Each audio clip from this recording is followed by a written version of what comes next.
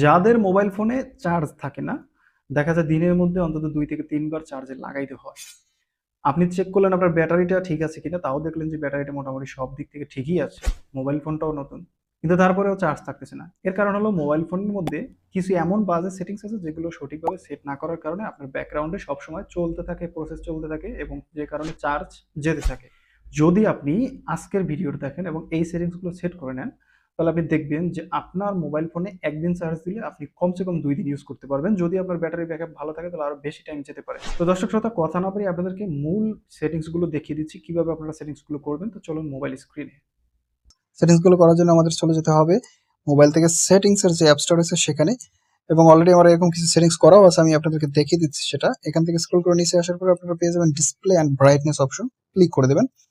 তো এখানে brightness level যেটা রয়েছে এটাকে আপনি বাড়িয়ে কমিয়ে ইউজ করতে পারেন যতটুকু প্রয়োজন। অ্যাডজাস্টিভ ব্রাইটনেস এই অপশনটা যদি আপনার অন থাকে, দ্বিতীয় যে অপশনটা দেখাচ্ছি এই অপশনটা যদি আপনার অন থাকে তাহলে অবশ্যই এটাকে অফ রাখবেন, যেভাবে আমি অফ করে রেখেছি।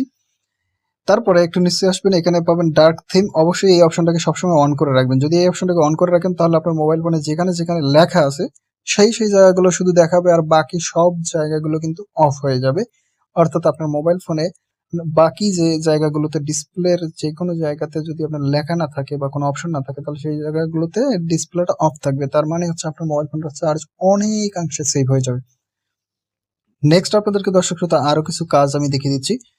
তারপর হচ্ছে নিচে আসার পর আপনারা পাবেন এখানে স্ক্রিন টাইম আউট, এই অপশনটার উপর ক্লিক করবেন। এখানে ধরুন আপনার মোবাইল ফোনে বাই ডিফল্ট এটা ১ মিনিট দেওয়া থাকবে, ঠিক আছে? এখন এই ১ মিনিটের কাজটা কি, আপনি যখন মোবাইল ফোনটা ব্যবহার করার পরে মোবাইল ফোনটা রেখে দিবেন তখন আপনার ডিসপ্লেটা অটোমেটিক্যালি কখন বন্ধ হবে, কতক্ষণ পরে বন্ধ হবে। তো এটা দেওয়া থাকে ১ মিনিট। আমি এটাকে ১৫ সেকেন্ড করে রেখেছি। আমি এখন মোবাইলটা ব্যবহার করতেছি না, ফোনটা হাত থেকে রেখে দিলাম। তো সাথে সাথে আমাদের মোবাইল ফোনটা বন্ধ হয়ে যাবে ১৫ সেকেন্ডের মধ্যে। যদি আমি মোবাইল ফোনটাকে অফ মানে পাওয়ার বাটন টিপে অফ নাও করি স্ক্রিনটা, তারপর রেখে দিলে ১৫ সেকেন্ডের মধ্যে এটা অফ হয়ে যাবে। নেক্সট আপনাদেরকে আরেকটা গুরুত্বপূর্ণ সেটিংস দেখিয়ে দিচ্ছি। এজন্য আমরা ব্যাকে আসবো এবং একটু স্ক্রল করে নিচে যাব। নিচে যাওয়ার পরে আমরা এখানে পাওয়ার ম্যারাথন নামক একটা অপশন পেয়ে যাচ্ছি, ক্লিক করব। ক্লিক করার পরে এখানে দেখুন একটা অপশন, এই যে অপশনটা রয়েছে এই অপশনটা কিন্তু এখানে অফ করা রয়েছে, সরি অন করা রয়েছে। তো আপনারা এখানে দেখতে পাচ্ছেন আমার এই যে 14 ঘন্টা 49 মিনিট আমার মোবাইল ফোনটা চলবে চার্জে। এখন যদি আমি এই অপশনটাকে একটু ক্লিক করে ক্লোজ এনিওয়ে করে দিই তাহলে আমার মোবাইল ফোনটা চলবে কতক্ষণ, ১২ ঘন্টা। ১২ ঘন্টা ৯ মিনিট চলবে। এরপরে অটোমেটিক্যালি মোবাইল ফোনটা কি চার্জ আবার নতুন করে দিতে হবে।